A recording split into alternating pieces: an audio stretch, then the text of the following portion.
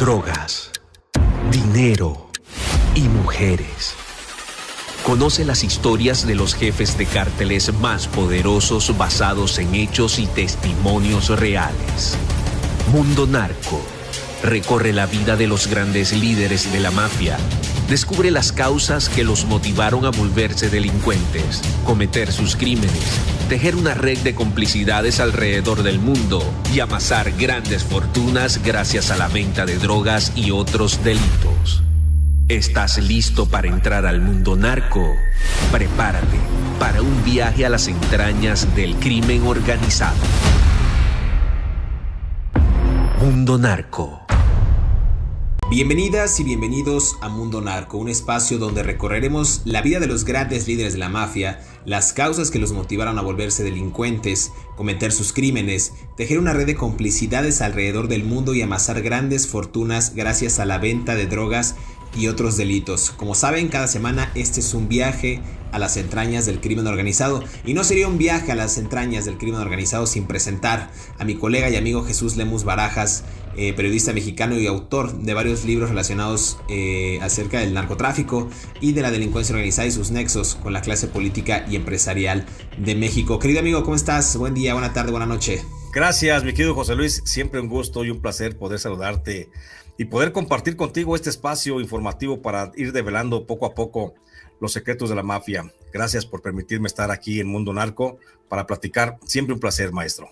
No, maestro, el placer es todo mío. Ya hemos hablado a lo largo de estos capítulos del narco en México. Para mí es un deleite estar en este, inclusive en algún momento, debate mano a mano contigo, porque tenemos noción y conocimiento pues del mundo del AMPA, porque lo hemos venido estudiando ya yo puedo decir por una década, pero tú por varias décadas, ¿no? Sin agraviar la edad, porque la edad es experiencia, mi querido amigo. Entonces, gracias. Pues vamos a darle el día de hoy con un tema que también mucha gente sabe estar preguntando. Bueno, ya tocaron el tema del Chapo, del Mayo, de Rafael Caro Quintero, inclusive de mujeres del narco, ¿no? De Emma Coronel, hablaremos de Sandra Vila Beltrán también. Ahora el cártel de Tijuana, también conocido como el cártel de los Arellano Félix. Una organización criminal que a mí me parece muy interesante, porque a pesar de que es una organización que se fundó, o que más bien que se estableció ya en el norte de México, es decir, en la frontera con Estados Unidos, es originario, digamos, pues del estado de Sinaloa, porque los principales operadores, los principales cabecillas de este cartel trabajaron pues de la mano del legendario Miguel Ángel Félix Gallardo, el padrino, y también pues consolidó esta organización transportando marihuana y heroína a Estados Unidos, justo proveniente de esta zona serrana conocida como el Triángulo Dorado. Es decir, tiene sus bases en el cártel de Guadalajara, que ya hemos platicado en diferentes ocasiones. ¿Qué podemos empezar a ahondar, mi querido Jesús, en este episodio de Mundo Narco acerca del cártel de Tijuana, también conocido como la organización Arellano Félix? Mi querido José Luis, yo creo que es importante referir una cosa. Creo que el cártel de los Arellano Félix, a la fecha actual, en este año en el que estamos grabando estos podcasts, estamos hablando del 2022, a finales del 2022, creo que es la organización criminal más importante del país por un solo hecho. Creo que incluso es más importante que el cártel de Sinaloa, a lo mejor no tanto como el cártel de Jalisco Nueva Generación, pero sí es de los más importantes por el solo hecho de la discrecionalidad con la que está trabajando. El cártel de los Arellano Félix, si algo lo ha distinguido desde que murieron sus principales cabecillas y desde que la señora Enedina Arellano Félix se encuentra al frente de esa organización, es que lo ha sabido mantener con un bajo perfil. A tal grado es el bajo perfil que maneja el cártel de los Arellano Félix, que a la fecha se considera como un cártel en extinción o en vías de desaparición incluso. Así aparecen algunos documentos del Servicio de Inteligencia del Gobierno mexicano, donde se señala que el cártel Jalisco, que el cártel desde a los Arellano Félix va en retirada, que no representa ningún riesgo para la seguridad nacional y que de alguna forma se aleja cada vez más de las actividades del narcotráfico con fines de introducir drogas a Estados Unidos. La realidad es otra. La realidad es otra porque hay que considerar que el cártel de los Arellano Félix siguen tan activos como el día en que surgieron allá en el norte del país, solo que con una gran diferencia. La discrecionalidad con la que hoy parecen actuar, pues es derivado solamente de las buenas relaciones que ha establecido Enedina Arellano Félix con miembros del Ejército Mexicano, de la Marina y de la Guardia Nacional. Es decir, si los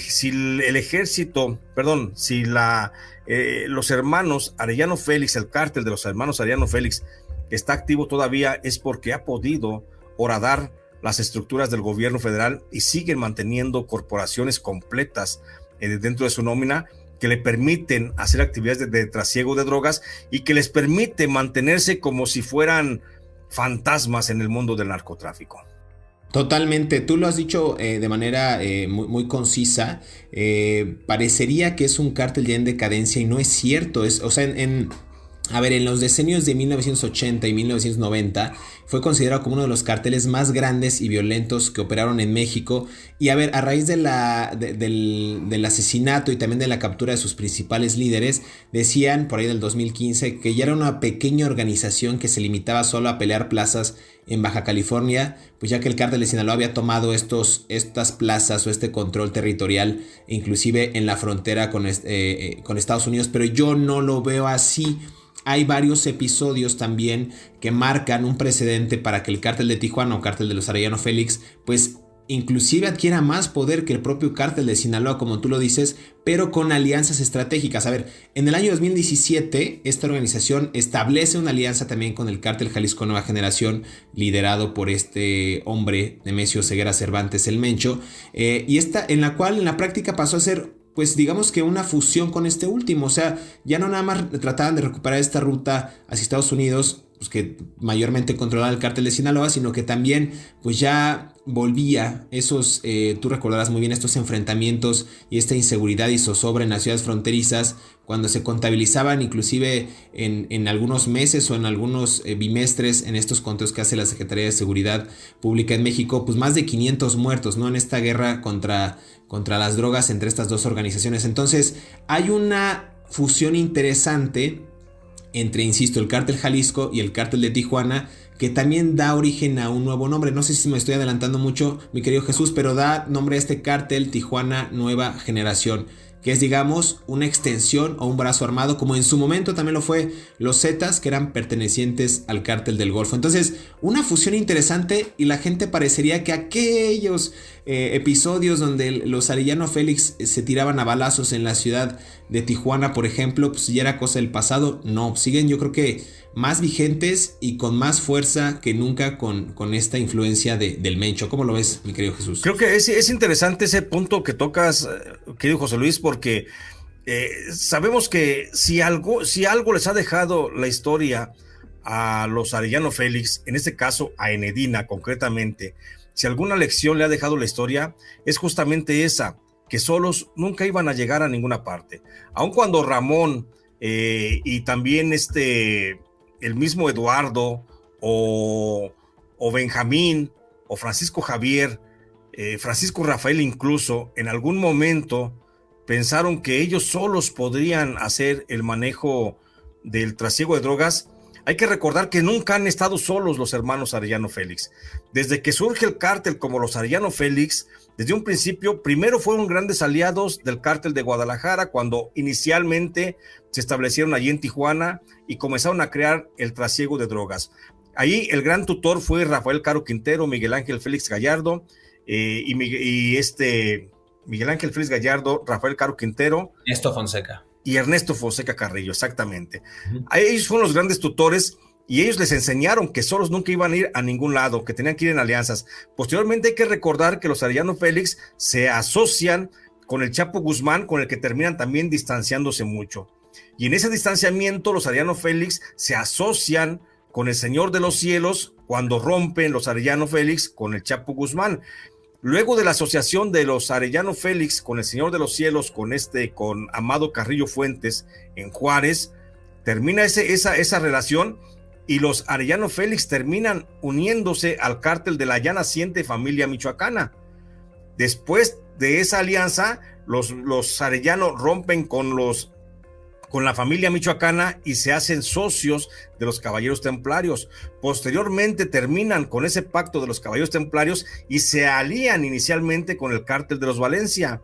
terminada esa relación con el cártel de los Valencia o el cártel del Nuevo Milenio, que en un momento fue llamado así, es cuando comienza la relación de los Arellano Félix con Nemesio Ceguera, en lo que tú das en llamar perfectamente bien el cártel Tijuana Nueva Generación. Entonces, estamos viendo un cártel encabezado por Enedina Arellano, que desde el principio ha entendido que solos no van a llegar a ningún lado y son muy dados a las alianzas, y esa parte de las alianzas que inician bien y siempre terminan mal, pues la ha llegado a fortalecerse y los ha llevado a mantener un estatus de privilegio dentro del mundo del narcotráfico.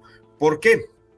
Porque si no fuera por esas alianzas, el cártel de los hermanos Arellano Félix hubiera desaparecido desde hace muchísimo tiempo, pero ha sido la alianza con el cártel de importancia en el momento determinado que los ha mantenido dentro del mundo criminal. Y así es como hoy encontramos un cártel de los Arellano Félix que parece estar en decadencia, parece que no existe, pero sigue operando de manera muy eficiente a través del cártel del Jalisco Nueva Generación, con esa alianza que tú señalas. Mi querido Jesús, vamos a hacer una pausa aquí en Mundo Narco para seguir conversando acerca del cártel de los Arellano Félix. Esta historia es más interesante y más compleja de lo que ustedes creen, y no se despegue porque se va a poner mejor este episodio aquí en Mundo Now. Al igual que la mayoría de los carteles de la droga mexicanos, el cartel de Tijuana tiene sus orígenes en el estado de Sinaloa. Los fundadores de este grupo delictivo trabajaron de la mano del capo Miguel Ángel Félix Gallardo, mejor conocido como el Jefe de Jefes, quien consolidó su grupo en el estado serrano transportando marihuana y heroína a Estados Unidos durante los años 60, en contubernio con el que sería denominado el Cartel de Guadalajara. Este grupo estaba conformado por Pedro Avilés Pérez, Rafael Caro Quintero y Ernesto Fonseca Carrillo Don Neto. El grupo se reubicó de Sinaloa a Tijuana a finales de los años 70 a causa de diversos operativos militares en la región, los cuales incluyeron arrestos masivos y campañas de fumigación de campos de cultivos de estupefacientes. En medio de los ataques, la policía desapareció del mapa a Avilés Pérez, aunque rápidamente fue reemplazado por una nueva generación de narcotraficantes, incluyendo a un pistolero que rápidamente escaló en el organigrama criminal. Su nombre, Joaquín Guzmán Loera, mejor conocido como el Chapo. Después de trabajar durante varios años con el Jefe de Jefes, Guzmán Loera consolidaría el cartel de Sinaloa. Los demás miembros del grupo preparaban a sus futuros reemplazos. Los dos sobrinos de Don Neto, Armando y Vicente Carrillo Fuentes, crearían el cartel de Juárez. Los hermanos Arellano Félix, Benjamín, Ramón, Rafael, Javier y Eduardo formarían el cartel de Tijuana. Los hermanos Arellano Félix no esperarían para expandir su imperio criminal, y poco después de la captura de Félix Gallardo, Ramón Arellano Félix ordenó la muerte de un socio cercano del Chapo en Sinaloa. La guerra no tardó en desatarse. En mayo de 1993, los hermanos Arellanos Félix enviaron sicarios para interceptar a Guzmán Loera en un aeropuerto, pero en su lugar asesinaron presuntamente al cardenal mexicano Juan Jesús Posadas Ocampo. A partir de ahí, se conocería este grupo y encendería las alarmas de las corporaciones de justicias de México y Estados Unidos.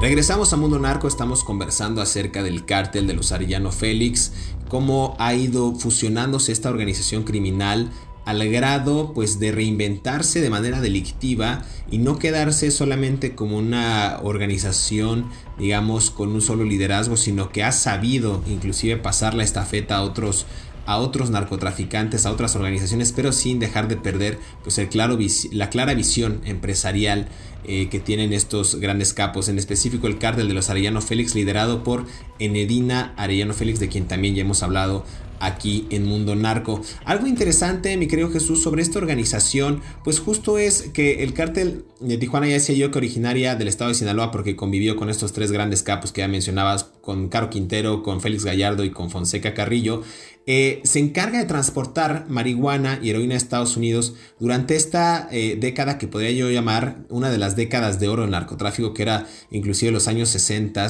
70 por ahí, que pues también tenía en ese entonces el respaldo antes de que naciera la organización como tal del Cártel de Guadalajara. Ya mencionabas tú la alianza que tuvo con varias organizaciones posteriores. También ellos vivieron en algún momento, pues digamos que toda la situación que ocurrió con Enrique Camarena Salazar el Kiki, la DEA, cuando empiezan ellos inclusive a ser asediados por las autoridades y aparecer en este mapa de importantes capos que debían ser capturados, ¿no? Ya vimos que en el 85 capturaron a Rafael Caro Quintero, empiezan a capturar a los demás, a Félix Gallardo, a Ernesto Fonseca, y ellos se encargan en este cónclave, recordarás, inclusive Félix Gallardo estando en la cárcel, pues empieza a repartir territorios a diestra y siniestra, y entre ellos pues les asigna la parte norte a este cártel, pues liderado pues por los hermanos Arellano Félix, en este caso Ramón Arellano, quien pues era en ese entonces también un socio cercano a Guzmán Loera, pero que rompen y logran consolidarse como una fuerte organización, como un fuerte cártel de la droga. Claro que sí, mi querido José Luis, hay que referir sobre este escenario que tú estás planteando. Hay que agregar también otro elemento más, que los Arellano Félix, sabedores de que solos nunca iban a llegar a ninguna parte, no nada más buscaron alianzas dentro de lo que fue el mundo criminal, también buscaron, y ahorita que decías cónclave, me brincó mucho el nombre, es el término, perdón, por el hecho de que los Arellano Félix tuvieron en un momento determinado también una alianza estratégica y muy importante, pues justamente con la Iglesia Católica. De todos los cárteles de las drogas, no me habrás de dejar mentir tú, de todos los cárteles de las drogas que han operado en México y que siguen operando en el país, pues ninguno había tenido tal acercamiento con la Iglesia Católica como el de los Arellano Félix. Recordarás, y es una historia que va siempre muy ligada, porque también hago aquí un paréntesis, mi querido José Luis, porque es necesario mencionarlo. Los Arellano Félix tenían un gatillero súper eficiente que se llamaba Humberto Rodríguez Bañuelos, a quien yo conocí justamente cuando me tocó estar en prisión en la cárcel de Puente Grande, y quien me contó algunas de sus andanzas, por supuesto, muchas de sus anécdotas, y Humberto Rodríguez Bañuelos fue el que terminó asesinando al cardenal Juan Jesús Posadas Ocampo. Esto es nada más un paréntesis para seguir platicando luego más adelante de este gatillero de los Arellano Félix, pero por lo pronto hay que recordar que los Arellano Félix, a través de Ramón Arellano y de Benjamín Arellano Félix, pues tuvieron un gran acercamiento, nada más y nada menos que con el enviado personal del Papa Juan Pablo II en México. Estamos hablando de el obispo primado, de el nuncio apostólico, Girolamo Prigione. Recordarás que Girolamo Prigione fue la voz más importante que tuvieron los hermanos Arellano Félix cuando este cártel comenzó a ser hostigado por el gobierno federal, tratando de atribuirle algunos acontecimientos violentos en el país que no habían cometido. Hablábamos de secuestros, hablamos de asesinatos, que en un momento determinado los Arellano Félix dijeron: es que esto no nos corresponde a nosotros, estos son asesinatos, son secuestros, son extorsiones que están cometiendo hacia ciertos grupos privilegiados de la sociedad, de la clase empresarial, que estaban cometiendo otros cárteles, como por ejemplo el cártel de Sinaloa, del Chapo Guzmán, y ellos en un momento determinado tuvieron que recurrir a la voz de Girolamo Prigione, el nuncio apostólico en México del Papa Juan Pablo II, para decirle al gobierno mexicano: nosotros no somos. Y Girolamo Prigione fue un gran socio de los Arellano Félix, a grado tal que recibía pues cantidades industriales de dinero, toneladas de dinero, literalmente, mi querido José Luis. Entonces, esa alianza que hace el cártel de los Arellano Félix con la Iglesia Católica es lo que también les permite revestirse un poquito de lavar un poco su conciencia de lo que estaban haciendo en el país y de alguna forma acercarse y ganarse a un gran sector social mexicano, que es el de la Iglesia Católica. Y para eso tenemos que retrocedernos un poquito, mi querido José Luis, de cómo la señora, la matriarca de este clan de los Arellano Félix, la señora Alicia Isabel Félix, la mamá de ellos, pues tenía una gran relación con el obispado de Tijuana. y incluso hacía que muchos de los obispos que estaban en aquel tiempo asignados a Tijuana acudieran a la casa de Alicia Isabel Félix para desde ahí oficiar la Santa Misa todos los domingos. Entonces, esa relación de los obispos de Tijuana con Alicia Isabel Félix fue la que propició que el Cártel de los Arellano en un momento determinado tuviera una gran alianza y un gran respaldo del obispo Girolamo Prigioni, del cardenal Girolamo Prigioni, que de alguna forma eso les permitió también sostenerse intactos por el propio gobierno federal. Pero además hay que decirlo, los Arellano Félix también establecieron nexos y conexiones muy importantes con altos miembros de la Secretaría de la Defensa Nacional, a grado tal que también fueron intocables. Ahí podemos mencionar el nombre de uno del hombre más importante en el gobierno de Ernesto Zedillo Ponce de León, que se encargaba del combate al narcotráfico, que hablamos de Jesús Gutiérrez Rebollo, que fue también un gran socio y un gran aliado de los Arellano Félix, y que también incide mucho en esta tesis de tratar de entender por qué los Arellano Félix siempre han sido tan discretos y siempre han pasado como no vistos por el gobierno federal. Esto es una parte, yo creo que medular del triunfo, sin hacer apología, pero del gran éxito que tuvo o que tiene esta organización, el Cártel de los Arellano Félix. Me parece a mí una jugada maestra de esta organización criminal, de tener no solo aliados en el mundo del AMPA, sino también tener aliados en el gobierno de México, que bueno, se camuflajean bastante bien en estos dos rubros, ¿no? En este llamado narcoestado. Mi querido Jesús, nada más para darle continuidad justo a la rivalidad que había entre ambos cárteles, me refiero al cártel de Sinaloa con el cártel de los Arellano, pero también el cártel de Juárez con el cártel de los Arellano.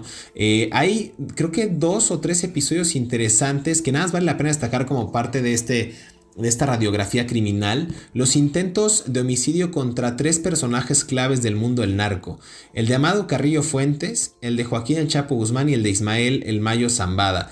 Tú recordarás que el 24 de noviembre del 93, esto fue 6 meses después de que intentaron asesinar a Joaquín El Chapo Guzmán, estos sicarios del cártel de Tijuana intentaron matar al Señor de los Cielos, que en ese momento fungía como líder del cártel de Juárez, en un restaurante en la Ciudad de México, en el Ochoa Bali Ali, que pues resultó en un enfrentamiento entre ambas organizaciones, y en esa refriega, digamos, quedaron 2 personas asesinadas, pero Amado y su familia, que pues departían ahí, lograron escapar por la puerta trasera, pues gracias a la protección de estos guardaespaldas. Digamos que eso fue el segundo más bien, atentado que quisieron hacer estos criminales y no pudieron. El otro fue en contra de El Chapo Guzmán, que vimos, lo acabas de mencionar de manera perfecta, que fue el intento, digamos, de asesinato del cardenal Juan Jesús Posadas Ocampo, que no se logró. Y pues igual hubo ahí una balacera que puso en la mira, en ese momento ya lo hemos platicado, al Chapo Guzmán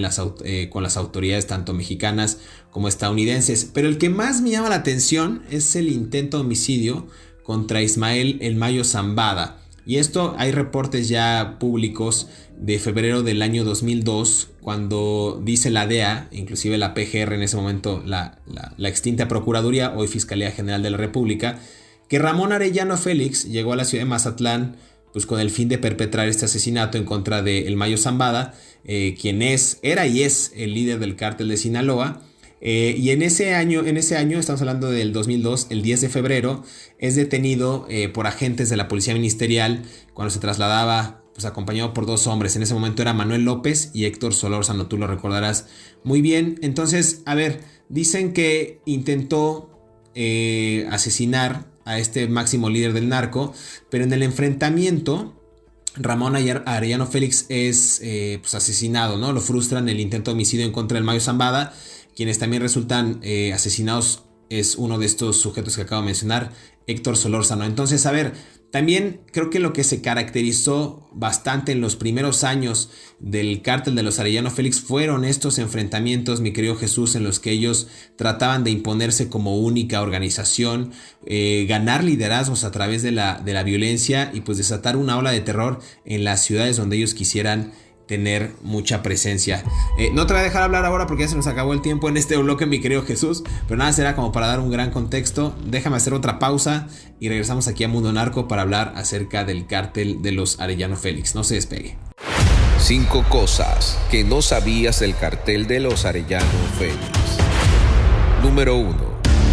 Como consecuencia de las luchas internas, arrestos y muertes de sus más importantes líderes, el cartel de los Arellano Félix hoy en día es tan solo una pequeña parte de lo que alguna vez llegó a ser en los años 90 y comienzos del siglo XXI, cuando era considerado una de las organizaciones criminales más violentas y poderosas de México, la cual llegó a tener el control de más de la mitad del territorio del país azteca. Número 2. Francisco Rafael Arellano Félix fue arrestado por las autoridades mexicanas en 1993, pero luego de que el Chapo y Héctor Palma Salazar el Güero fueron arrestados, el clan de los Arellano Félix alcanzó un crecimiento inusitado. Posteriormente hicieron pactos con la organización liderada por Caro Quintero en Sonora, con el Cartel del Milenio en Michoacán, liderado por los hermanos Valencia, así como alianzas en Colima, Jalisco y Oaxaca, que les permitieron tener control sobre el tráfico de drogas de norte a sur. Número 3. Después de que el Chapo escapara de una prisión de máxima seguridad en el 2001, comenzó una nueva escalada de violencia en México. En febrero del 2002, Ramón Arellano Félix viajó a Mazatlán para supervisar y tomar parte de un atentado en contra de la otra cabeza del cartel de Sinaloa, Ismael Zambada García, alias El Mayo. Sin embargo, los hombres del Mayo consiguieron tomar la delantera y asesinaron a Ramón. Número 4.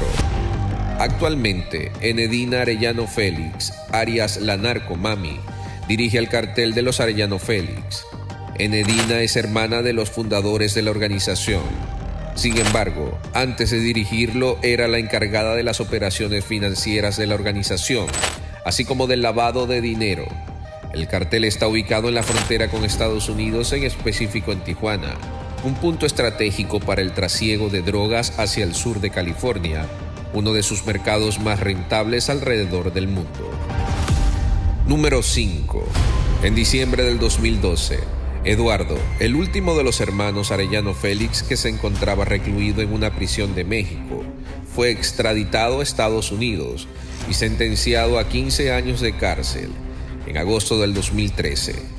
El hermano mayor, Francisco Rafael, fue asesinado por un sicario en octubre del 2013, aunque no era considerado una pieza importante al interior del cartel en el momento de su captura.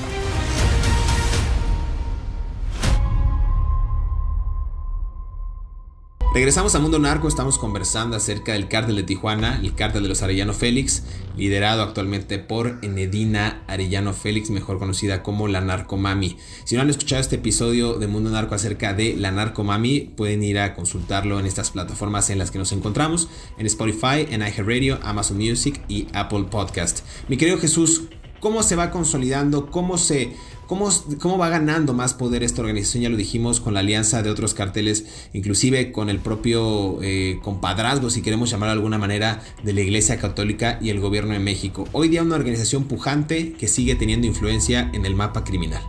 Muchísima influencia, querido José Luis, porque si no fuera por la Iglesia Católica y si no fuera justamente por la Secretaría de la Defensa Nacional, el cártel de los Arellano Félix hubiera estado borrado pues desde hace mucho tiempo.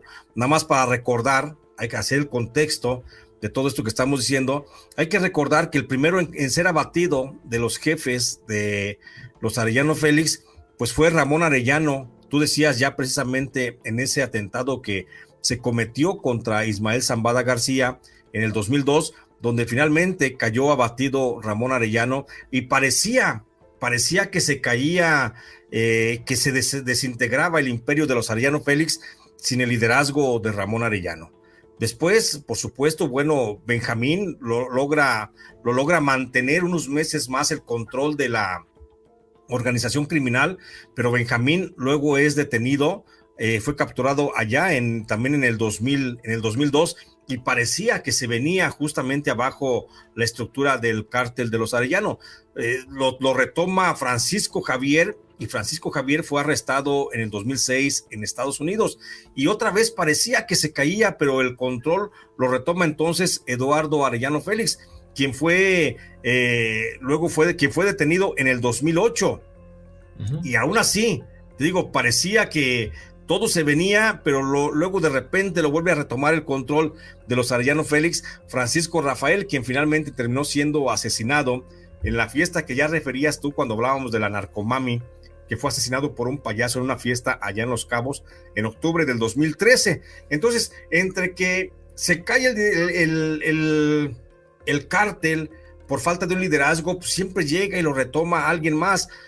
A partir del 2013 hay que recordar que Nedina Arellano Félix es la que se encuentra al frente de esta organización criminal y que lo ha sabido mantener pese a que había dejado parte de su herencia en Fernando Sánchez Arellano, el famoso ingeniero, hijo de Nedina, pero que luego también Fernando fue detenido y otra vez volvió a retomar el control en Nedina Félix. Entonces, por eso la importancia de esta mujer, de Nedina Arellano Félix, porque ha visto cómo han caído los hermanos, incluso cómo cayó el hijo, pero no ha dejado caer la organización criminal, que a final de cuentas la sigue sosteniendo, y también hay que insistir, con base en una excelente relación de entendimiento con el gobierno mexicano, porque recordarás el caso del general Salvador Cienfuegos Cepeda, al que se le ha acusado allá en Estados Unidos de haber protegido al cártel del H2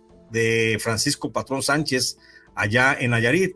Pues también otra cosa que no se ha dicho es que el general Salvador Cienfuegos Cepeda mantuvo una excelente relación de trabajo con Nedina Arellano Félix, al menos durante el sexenio del presidente Enrique Peña Nieto, justamente en el tiempo en el que el general Salvador Cienfuegos Cepeda era el jefe, era el secretario de la Defensa Nacional. Y esto te digo por la sagacidad de Nedina, de que ha sabido mantener el control de este cártel. Esto está bien interesante, justo porque habla de la reconfiguración de la propia organización y cómo logró llegar a lo que hoy se conoce como una Pax Narca, ¿no? Esta paz relativa, inclusive en la frontera, donde se presume que ya hubo una tregua entre los cárteles de Tijuana y el de Sinaloa, que eran, digamos, como los principales rivales. Y eso también, digamos, que supondría una paz entre el cártel de Sinaloa y el cártel Jalisco Nueva Generación, quizás en un acuerdo en una especie, de entendimiento en el que las organizaciones se vuelven a repartir, parece ser, los territorios sin que haya mayor pugna por ellos. Tú hablabas del arresto de Eduardo Arellano Félix cuando se divide el grupo, mi querido Jesús, que pasa a manos de Fernando Sánchez Arellano, el ingeniero y sobrino de los fundadores del cártel. Después tomó las riendas de una facción, Fernando Sánchez, mientras otra la toma un personaje también que se nos ha escapado un poco, pero que puede ser, digamos, interesante, no trascendental, pero importante, que era de nombre Eduardo Teodoro García Cimental, el Teo, o el Tres Letras, que lidera la otra parte de la facción. Y creo que aquí también él incide un poco a lo que hoy día, insisto, es la Pax Narca en esta parte de la frontera con México, porque él busca una alianza con el cártel de Sinaloa, mientras que Sánchez Arellano, Fernando, pues formó presuntamente una alianza con los Zetas del otro lado, digamos, del norte de México, en esta zona de Laredo y Nuevo León, en ambos lados de la frontera. Y ahí se da una lucha sangrienta, pero tras el arresto, digamos, que de este sujeto del Teo en el año 2010, pues parece que la organización se consolidó, digamos, de nuevo alrededor del ingeniero y se estableció en estos vínculos que bien mencionabas, tanto con la iglesia ya más afianzados y con el gobierno de México, con estos elementos de la Sedena. Entonces, insisto, un caso muy interesante, muy emblemático, porque es una organización que ustedes, insisto, pensarán que ya no está dentro del mapa criminal, pero con este liderazgo del que hemos hablado de Nedina Arellano Félix, pues es, digamos, muy pujante. Actualmente se dice que opera pues principalmente en la ciudad cuyo nombre toma el cártel de Tijuana, en la frontera con Estados Unidos, pero también pues tiene esta fuerte influencia en el sur de California, en Estados Unidos, al digamos, realizar este trasiego de drogas constante, en mayor medida con marihuana, cocaína y recientemente con fentanilo, me parece, mi querido Jesús. Yo creo que sí, José Luis. Fíjate que tocas un tema bien importante al referir justamente la presencia del cártel de los Arellano Félix del otro lado de la frontera. En México, pues dice la autoridad, es que los Arellano están en retirada, es que los Arellano es un cártel en decadencia, es que los Arellano ya no representan gran riesgo para la seguridad nacional. Pues la verdad es que lo representan hoy más que nunca, porque si bien es cierto que los Arellano Félix mantienen presencia en todo el estado, en toda la península, hablemos completamente de la península de Baja California, tanto en las dos Baja Californias, tiene presencia en Sonora, tiene presencia en Chihuahua, pues también hay que recordar que también tiene presencia casi de la misma forma, pero del otro lado de la frontera, en Phoenix, en Colorado, en California, también tiene mucha presencia esta organización criminal, y son ellos los principales recipendiarios de la droga que se genera en México, que se pasa a Estados Unidos y que se tiene que circular allá en Estados Unidos. No precisamente, hay que recordarle también a nuestra audiencia que no precisamente los cárteles de las drogas operan así. La droga que manda el cártel de Sinaloa hacia Estados Unidos la tiene que mover y que manejar allá otra célula del cártel de Sinaloa, no precisamente. Entonces, la gran estructura de narcotraficantes que opera en Estados Unidos, de la que muy extrañamente no existe un registro, de la que muy extrañamente no existen nombres de narcotraficantes en Estados Unidos, de la que muy extrañamente no aparecen nombres de cárteles de las drogas en Estados Unidos, pues esa gran estructura de distribución de drogas desde California hasta Nueva York y hasta Washington, cubriendo casi todo el territorio nacional, está justamente controlada por el cártel de los Arellano Félix. Es decir, la estructura de Enedina Arellano Félix, de aquel lado de la frontera, se convierte sumamente extensa, sumamente amplia, da cobertura en casi todos los estados, y pues bueno, no es la cobertura que dicen en México, es que los Arellano nada más tienen presencia en las dos Baja Californias, en Sonora y en Chihuahua. Nomás son 4 estados, comparados con los 28 que controla, por ejemplo, el cártel de Jalisco Nueva Generación, o los otros 17 que controla el cártel de Sinaloa.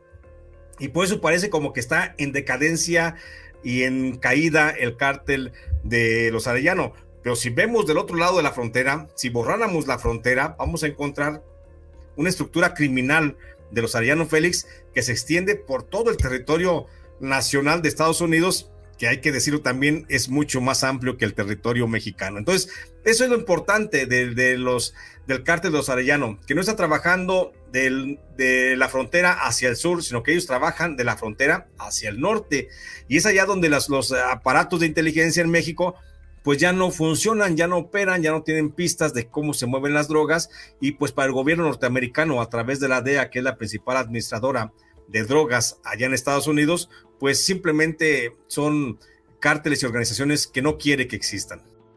Totalmente. Y nada más déjame agregar un punto antes de irnos, mi querido Jesús. Coincidirás o no conmigo, pero veo esta lectura que tras la extradición de Joaquín El Chapo Guzmán, también adquieren más poder, es decir, de alguna manera el cártel de Sinaloa en estas zonas que tenían influencia, recordemos que cada vez que capturan a un líder o atacan a un cártel y se fragmenta esa fracción del cártel o esa célula, surgen 5, 10, 20, 30 más. Yo no dudo ni tantito que tras la extradición del Chapo, muchas de los sicarios o de los operadores que pudo haber tenido el cártel de Sinaloa en esas zonas no se hayan ido con el cártel de Tijuana, en este caso con el cártel de los Arellano Félix, para crearle mayor poder e influencia y seguir expandiendo estos terrunos, todo este fuerte control hacia el norte de México al sur de Estados Unidos, digámoslo así. ¿Tú cómo lo ves? Ya para matizar el punto. Pues así es, yo definitivamente creo que la visión parcial que tiene la sociedad mexicana del tema del narcotráfico es que muchos piensan que el narcotráfico, los cárteles de las drogas se terminan en la frontera norte, cuando en realidad muchos de ellos comienzan a sobrevivir después de esa frontera norte. Entonces vemos el caso más concreto del cártel de Sinaloa, que te digo, parece que en México ya está desarticulado, dice la autoridad, ya no representa ningún peligro, pero velo más allá de esa frontera, y por supuesto que es un cártel vivo, actuante, y generando muchísimo dinero, y también generando muchísima violencia, porque de allá para acá, de Estados Unidos para México, de México para Estados Unidos hay droga, y de Estados Unidos para México hay dinero, el que están mandando, pero también hay armas, y eso también empuja y pues alienta mucho a la violencia en el país. Totalmente de acuerdo. Otra vez un placer, mi querido Jesús, platicar contigo en estos episodios de Mundo Narco. Hablamos del cártel de los Arellano Félix. Por favor, consulte en nuestras plataformas digitales donde nos encontramos los demás episodios de Mundo Narco. Recuerden que estamos en Apple Podcast, en Amazon Music, iHeartRadio y Spotify, se me está escapando. Mi querido Jesús, muchas gracias. ¿Dónde te podemos encontrar? ¿Tus redes sociales? ¿En qué proyecto estás trabajando? Cuéntanos un poco. Gracias, querido José Luis. Ahí me encuentran, tengo un canal de YouTube. Todos los días estoy en mi canal de J. Jesús Lemus. Transmito todos los días de las 9 a las 10 de la mañana y los sábados de 4 a 5 de la tarde. Los sábados platico mucho sobre lo que es historias del narcotráfico. Entonces ahí estoy en las librerías, en cualquier librería del país se encuentran cualquiera de mis 11 libros que he publicado hasta la fecha.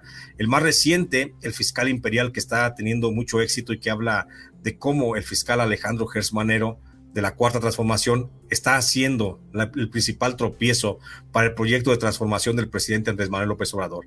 Estoy ahí en las librerías, también me encuentran en Facebook si me buscan, estoy como Jesús Lemus Barajas, y en Twitter estoy como @LemusBarajas, y también escribo de manera frecuente en el periódico Los Angeles Times. Ahí encuentran también mis textos. Muy agradecido por esta posibilidad, querido José Luis. Te mando un abrazo, mi querido Jesús. A mí me pueden encontrar en todas las redes sociales como José Luis Montenegro o @MontenegroJLuis. Escribo en el diario inglés The Independent en español, y también pueden, si les interesan estos temas acerca del narcotráfico en México, pueden descargar mi libro Narco Juniors, Los Herederos del Poder Criminal, que habla justamente de esta nueva generación de capos que está por controlar los liderazgos que sus padres dejaron tras sus capturas e inclusive tras sus abatimientos. Muchas gracias, mi querido Jesús. Gracias a ustedes por su preferencia y nos escuchamos en el próximo episodio de Mundo Narco.